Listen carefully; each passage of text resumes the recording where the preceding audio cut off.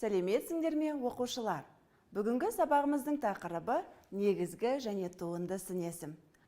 Бүгінгі сабақта негізгі және туынды сын есімдерді анықтайсыңдар.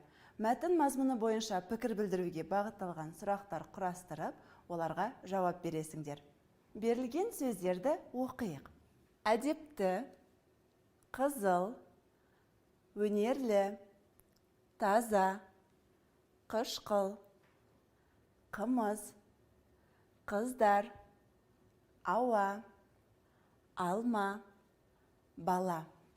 Бірінші бағандағы сөздер сын есім. Екінші бағандағы сөздер зат есім болады. Ендеше осы сөздерді сәйкестендіріп көріңдерші.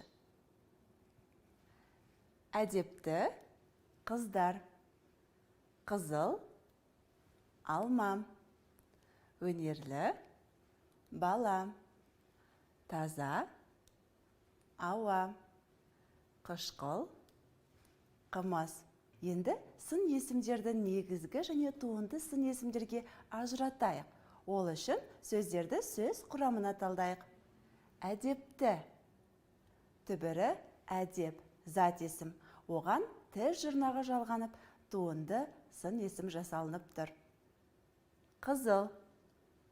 Түбір сөз, негізгі сын есім болады. Өнерлі. Түбірі өнер, зат есім. Оған ілі жұрнағы жалғанып, туынды сын есім жасалынып тұр. Келесі таза, түбір сөз, негізгі сын есім болады. Қышқыл, түбір сөз, негізгі сын есім болады. Келесі берілген өлеңді суреттердің көмегімен оқиық. Ұшақтан жылдам бұлттар. Таңертең күн ашық, түреді нұр шашып. Аспанда бұлт жоқ, ендеше күдік жоқ. Ойладым дәл бүгін, жаумайды жаңбыр. Шықтым мен үйімнен, жейдешен күйіммен. Әурелер жолда құр, алғам жоқ қол шатыр. Кенеттен аспанды бұлт торлай бастады. Ұшақтан жылдан ба, шаңдатып көшені, басталды нөсері. Жоқ мотор қанаты, бұл бұлттар қалайша тез жете алады. Балалар, енді өлең мазмұны бойынша сұрақтарға жауап беріңдерші. Күн қандай? Күн ашық. Аспан қандай? Аспан бұлтсыз. Аспанды қандай бұлт торлады? Аспанды қалың бұлт торлады. Балалар, осы сөйлемдердегі сын есімдерді табайықшы. Күн ашық сөйлеміндегі сын есім ашық. Ашық, түбір сөз, сол себептен негізгі сын есім болады. Аспан бұлтсыз, мұндағы сын есім бұлтсыз. Сөз құрамына талдайық. Түбірі бұлт, зат есім. Оған сыз жұрнағы жалғанып, бұлтсыз туынды сын есім жасалынып тұр. Келесі сөйлемдегі сын есім қалың, түбір сөз, негізгі сын есім болады. Балалар, келесі тапсырмада сөз тіркестері берілген. Осы сөз тіркестеріндегі сын есімдерді тауып, оларды негізгі және туынды сын есімдерге ажыратайық. Бірінші сөз тіркесі әсерлі әңгіме. Қандай әңгіме? Әсерлі әңгіме. Мұндағы сын есім әсерлі. Түбірі әсер, зат есім. Оған лі жұрнағы жалғанып, туынды сын есім жасалынып тұр. Келесі атақты кенші. Қандай кенші? Атақты, сын есім болады. Түбірі атақ, зат есім. Ты жұрнағы жалғанып, туынды сын есім жасалынып тұр. Келесі тұнық су. Қандай су? Тұнық, сын есім. Түбір сөз, сол себептен негізгі сын есім болады. Келесі ақылды бала. Қандай бала? Ақылды бала. Ақылды сын есім. Түбірі ақыл, зат есім. Ды жұрнағы жалғанып, ақылды туынды сын есім жасалынып тұр. Келесі сөз тіркесі жаңа дәптер. Қандай дәптер? Жаңа дәптер. Жаңа сын есім. Жаңа түбір сөз, сол себептен негізгі сын есім болады. Келесі сүтті сиыр. Қандай сиыр?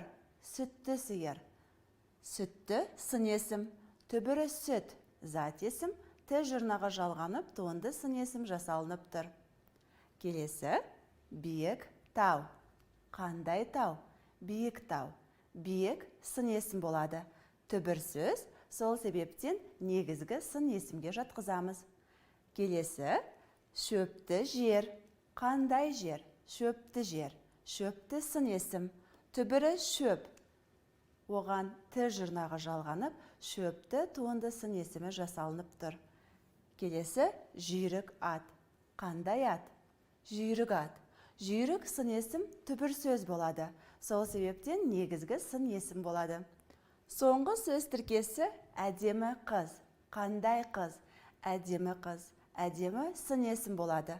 Түбір сөз, сол себептен негізгі сын есім болады.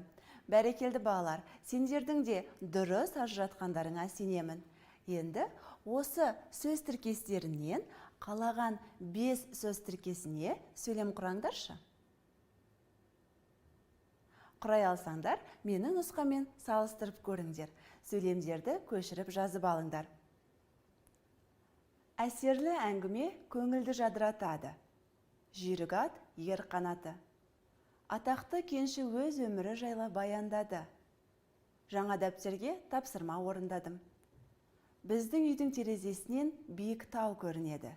Балалар, келесі тапсырмада өлең берілген. Ұйқасын тауып көріңдерші.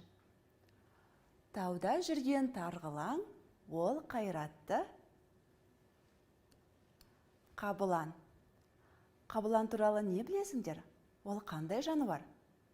Бұл сұрақтың жауабын келесі мәтіннен біле аламыз. Мәтінді бірге оқайық. Қабылан жануарлардың мысық тәрізділер тобына жатады. Ол сүт қоректілер қатарындағы әлемдегі ең жылдам жануар. Қабылан сағатына 112 км жылдамдықпен жүгіре алады. Қабыланның құлағы қысқа, аяғы ұзын, сарғыш түсті және терісінде қара дақтары болады. Ол биік шөптің арасына жасырынып, бөкен, киік, қоян сияқты жануарларды аулайды. Балалар, ақпарат сендерге қызықты болды деп ойлаймын. Мәтіннен сын есімдерді табыңдаршы. Қандай жануар? Жылдам жануар. Жылдам сын есім. Құлағы қандай? Қысқа. Аяғы қандай? Ұзын. Қандай түсті? Сарғыш түсті. Қандай дақтары? Қара дақтары. Қандай шөптің? Биік шөптің. Балалар, бұл сын есімдер қандай сын есімдерге жатады? Түбір сөзден болғандықтан негізгі сын есім болады. Келесі тапсырмада зат есімдерге жұрнақтар жалғап, туынды сын есімдер жасаңдаршы. Бала, балалы үй. Келесі қамыс, қамысты жер. Баға, бағалы тас. Пайда, пайдалы жұмыс. Жаңбыр, жаңбырлы көктем. Ақыл, ақылды оқушы. Бәрекелді балалар, енді сендер туынды сын есімдерді жасай аласыңдар. Сабағымызды қорытындылайық. Бүгінгі сабақта сендер негізгі және туынды сын есімдерді анықтадыңдар. Мәтін мазмұны бойынша пікір білдіруге бағытталған сұрақтар құрастырып, оларға жауап бердіңдер. Бүгінгі сабағымыз аяқталды. Сау болыңдар.